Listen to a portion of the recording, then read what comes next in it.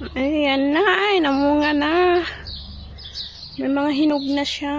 Ayan, dito tayo guys. Sa aming likod bahay. Ayan. Meron kami ditong little blackberry. Ayan. Pinutulan kasi siya, kaya maliit na lang. Ay, ang isa dyan, yan, pinutol yan, oh. Pero may nabuhay pa ang kunti. Iyan. Eto. Maunahan na naman ako ng mga ibon. Ayan guys, mamitas tayo. Blueberry. Blackberry pala. Ayan. Ayan oh. Bakit sinasabi na mulberry, blackberry? Pares lang ba yan? Magkaiba yan, di ba? Pag hilaw pa kasi siya, red.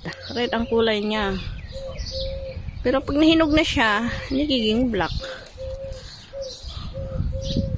Kaya ayan. Mamimitas tayo. Wow.